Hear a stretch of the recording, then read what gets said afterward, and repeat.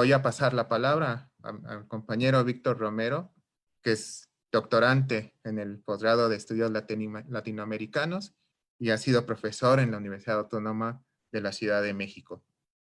Te paso la palabra, Víctor. Hola, buenas tardes. ¿Me escuchan? ¿Sí me Sí, todo escuchan? claro. Bueno, buenas tardes a todos y a todas. Me da mucho gusto de estar aquí en la conferencia, como dice Daniel, con amigos, amigas que en uno u otro punto hemos coincidido. Y bueno, para dar el agradecimiento, más allá de lo protocolario, que tanto a la organización general como a la organización de la mesa, que creo que este es un gran esfuerzo. Además, y como dice Daniel, pues es la primera conferencia donde no nos va a acompañar el buen doctor Correas. Entonces también creo que eso se lo hace muy especial porque es la primera conferencia de crítica jurídica latinoamericana que será en su memoria después de que partió él en abril de este año. Y igualmente después de eso quisiera hacer un adendum a lo que mencionaba Daniel sobre cuando me presentaba. Efectivamente, yo fui profesor de la UACM. Actualmente yo y decenas de profesores fuimos despedidos por las autoridades de la universidad y nuestro gran delito, nuestra gran osadía fue haber exigido derechos humanos laborales, exigir estabilidad laboral, exigir un salario digno, exigir los derechos del contrato colectivo de trabajo. Entonces, fuimos despedidos y en ese sentido hemos iniciado una lucha tanto política como jurídica. Hay 2 demandas en la Junta Local de Conciliación y Arbitraje y antes de la pandemia nos habíamos estado movilizando contra pues, las autoridades en general, la rectoría y la abogada general, que a pesar de decirse muy humanista, se la han pasado violando derechos humanos laborales desde hace años. Pero bueno, eso solo era el pequeño adendum que quería incluir. Compañeros, aprovechando el tiempo, miren, yo esta ponencia se la quiero dedicar a Óscar Correas, ¿no? La titulé Marxismo y Derecho en América Latina o el primer Correas. Desde el principio voy a mencionar la tesis que defenderé. En mi opinión, y haciendo un recorrido y una revisión del pensamiento de Correas, creo que es posible sostener que existen 2 Correas. Es decir, un primer Correas que yo lo ubico desde la década de los 70 hasta finales de los 80 y un segundo Correas que se podría ubicar desde 90 hasta este año. ¿En qué baso esta diferencia? Hay varias razones, pero me parece que es importante mencionar la principal. Correas, o el primer Correas, como lo llamo, basa su crítica del derecho moderno en la crítica de la economía política de Marx. Muy específicamente, todo lo que se desarrolla en el Capital, en el tomo 1, para ser precisos. El segundo Correas tiene un quiebre, no tanto un quiebre epistemológico, que sí hay elementos para sostenerlo, pero sobre todo un quiebre político. En los 90 es posible ubicar ese segundo Correas, donde hay un quiebre político, hay un sentimiento incluso de derrota, de orfandad, como hay en toda la izquierda, ojo, esto es importante, o sea, después de la caída del muro de Berlín, hay ese sentimiento de orfandad de la izquierda en general. Entonces eso generó que ese segundo Correas se centrara en otros temas, incluso llegar a cierto escepticismo, ojo. No desecha la tradición de Marx, pero sí se aleja de ciertas posiciones el marxismo revolucionario que él había sostenido en los 70 y buena parte de los 80. Entonces, por eso me parece válido hablar de un primer Correas y considero que ese primer Correas es el Correas más potente, el Correas de la crítica de la economía política. El Correas, en general, hay que recuperar toda la obra de Correas, evidentemente, pero el Correas más poderoso que tenemos que recuperar para nuestros tiempos actuales. Y es el que voy a centrarme en esta breve ponencia. Dicho eso, es la tesis que voy a sostener. Quisiera empezar diciendo que el problema en el derecho, específicamente en el estudio del derecho, se da el fenómeno de que no se tiende a estudiar el contexto de las teorías jurídicas. O sea, no se tiende a estudiar por qué un autor dijo lo que dijo. No se tiende a ver por qué Kelsen, más allá de que pase como una anécdota, ¿no? De que fue perseguido por los nazis, escribió la teoría pura del derecho. O sea, el, no se tiende a decir por qué. Y eso es muy propio del estudio del derecho. En otras ciencias sociales, sociología, historia, filosofía, por el contrario, tienden a estudiar mucho el contexto. En el derecho no.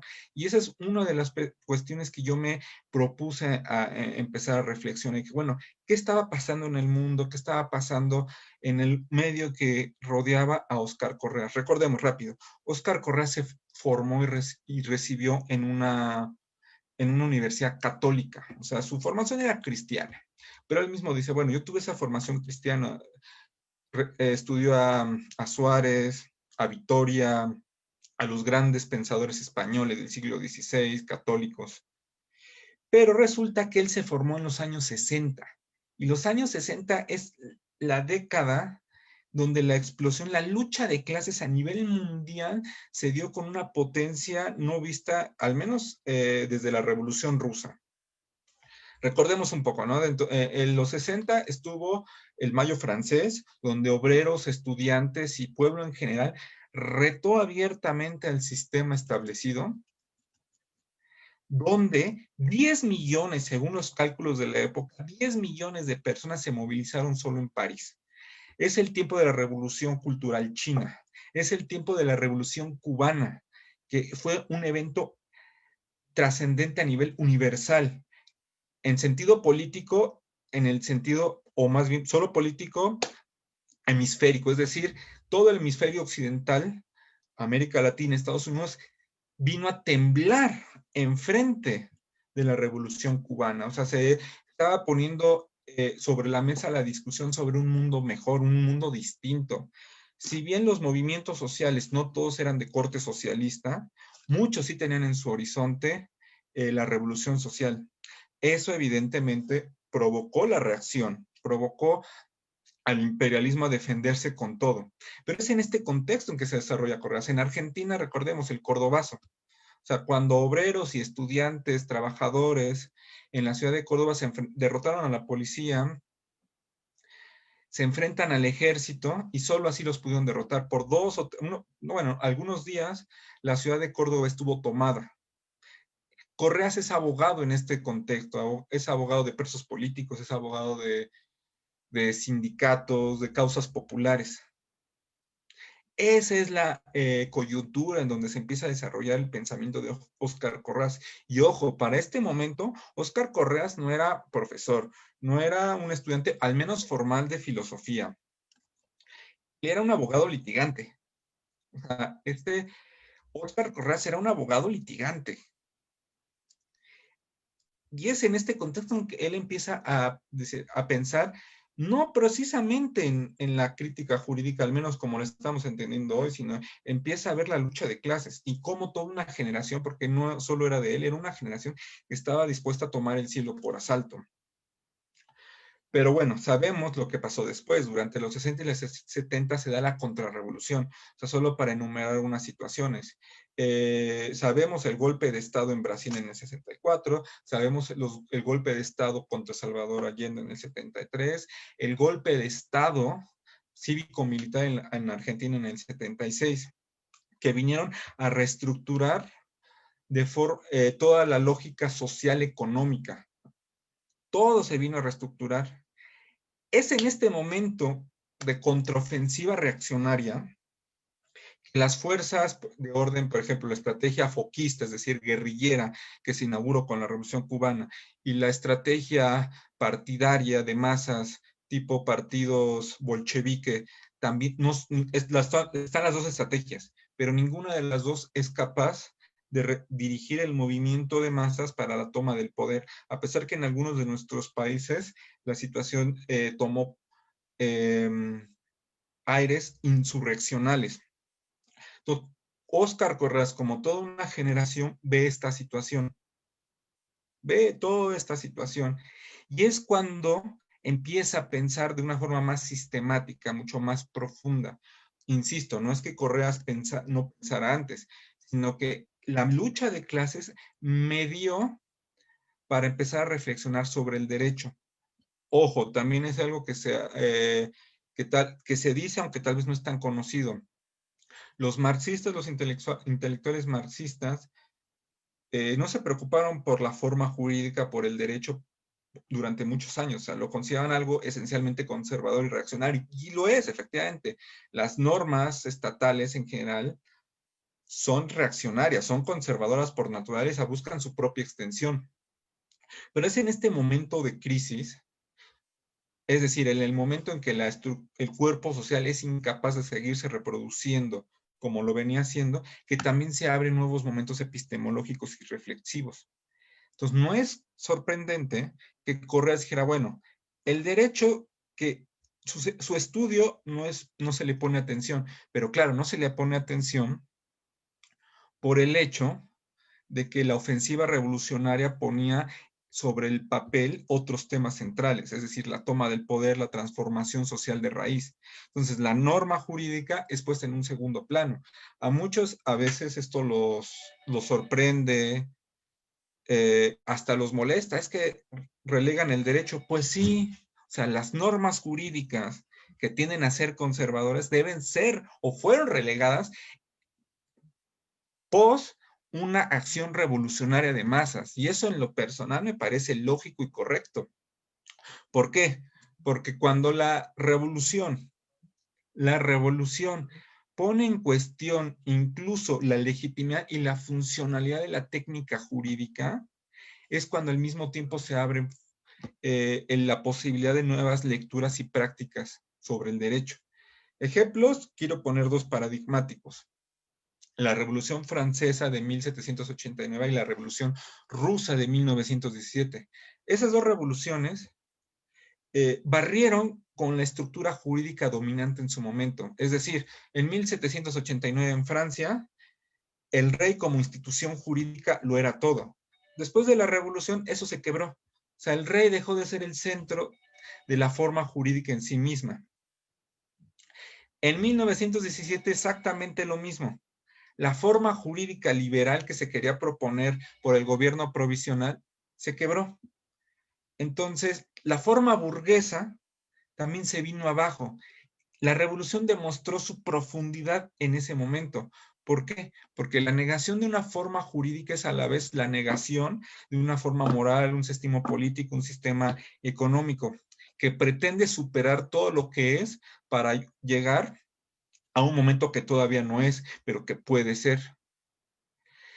Esto me parece que viene muy a cuento justo hoy en el 2020. O sea, y creo que se reactualiza una tesis de Lenin de crisis, guerras y revoluciones.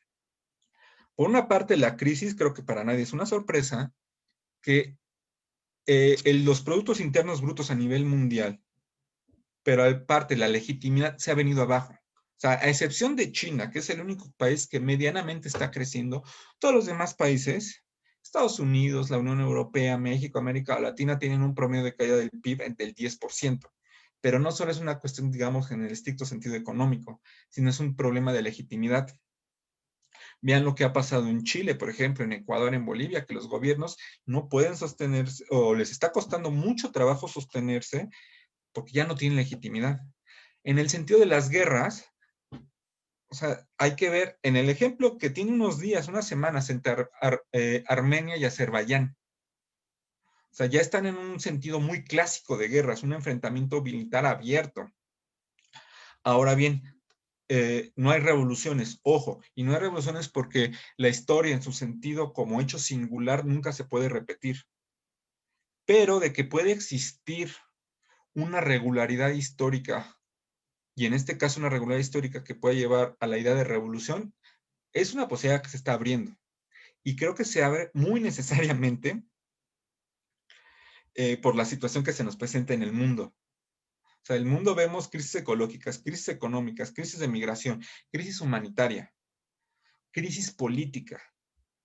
Entonces, es este contexto en donde este contexto actual y en el que le tocó Correas empezar a pensar el derecho o empezarlo como su objeto de estudio.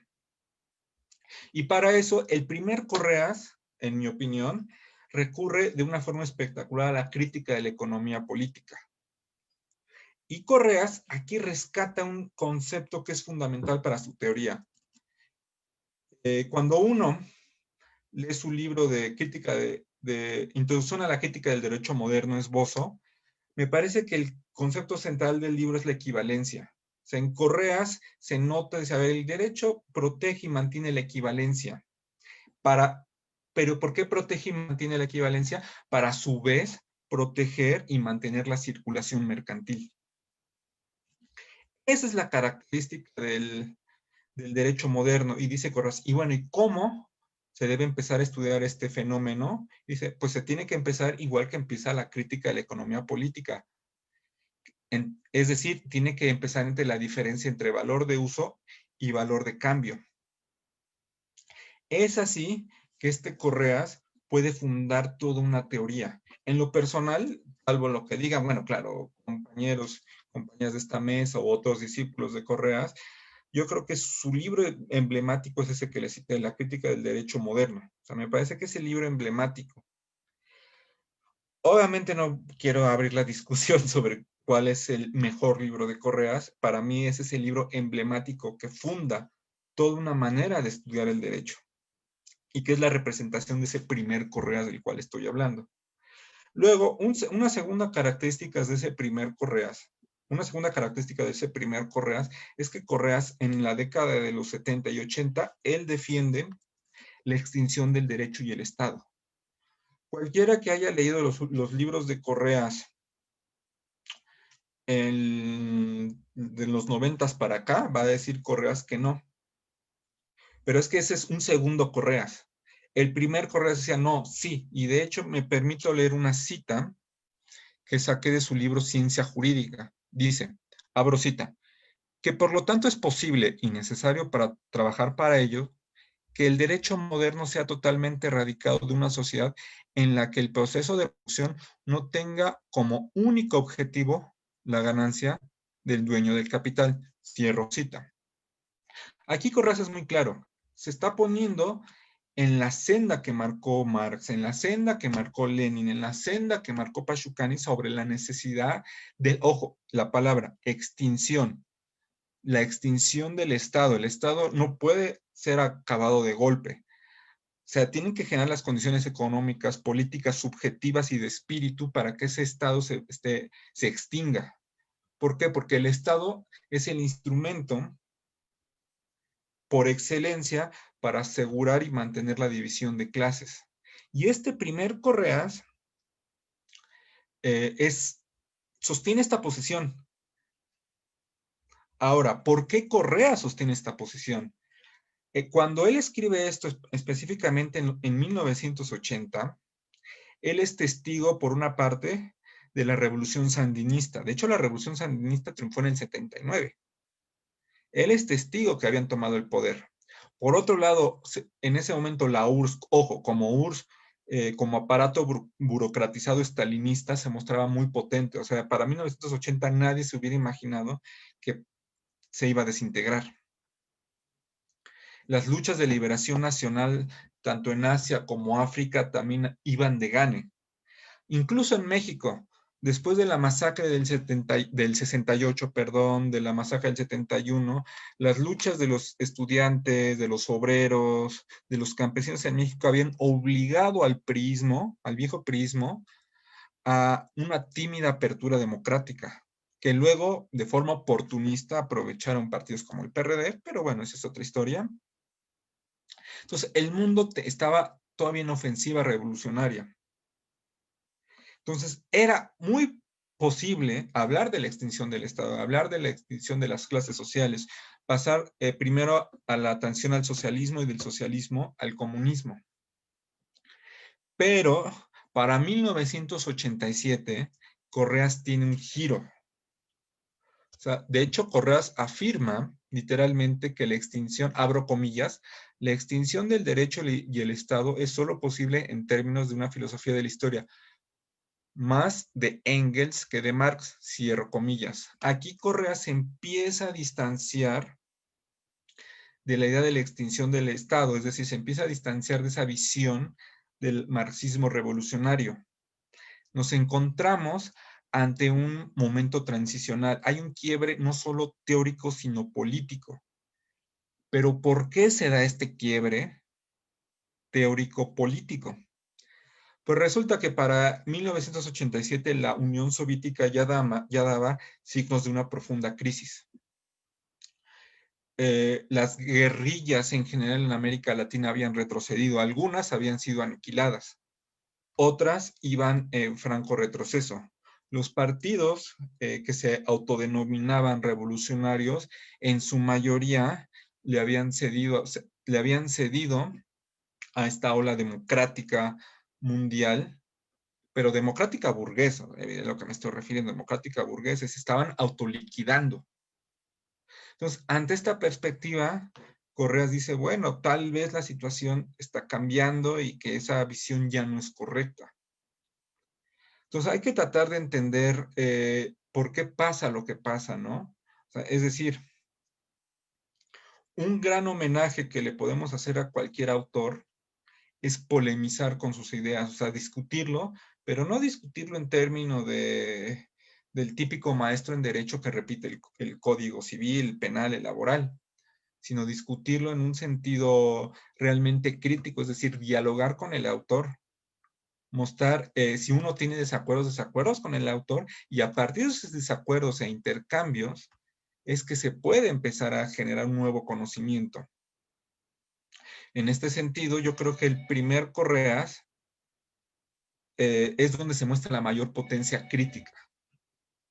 No digo que el segundo Correas, que yo categorizo de los 90 para acá, no sea tan crítico, no, pero me parece que ese primer Correas, donde ya tiene estos planteamientos tanto de la crítica a la economía política como la extinción del Estado, es donde se muestra la mayor fuerza, una auténtica potencia.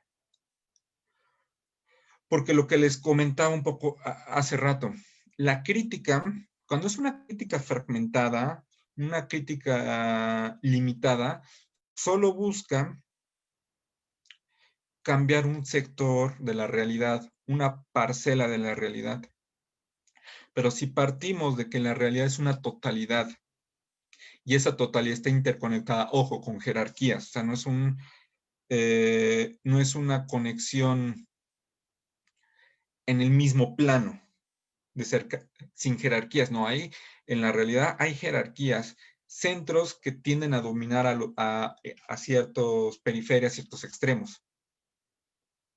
Entonces, si entendemos esa situación, sabemos que la crítica de la economía política es la mejor herramienta para entender esta forma de estructurar al mundo. Y en este primer Correas me parece muy potente. Es más, si ustedes revisan la primera edición de la Crítica del Derecho Moderno, van a encontrar que Correas, por ejemplo, y eso me llamó mucho la atención, la edición del 82, le da con todo a Kelsen. O sea, Kelsen no lo baja de un burgués, de alguien que defiende el positivismo y el orden establecido. Ojo, también expresa simpatías y le reconoce que Kelsen es un tipo brillante, y efectivamente lo es. Eso es en la edición del 82. Pero cuando ustedes revisan la última edición que se publicó del libro en el 2006, la actitud hacia Kelsen cambia. O sea, ya no se le llama burgués, ya no se le llama apologeta del sistema como se le llamó antes.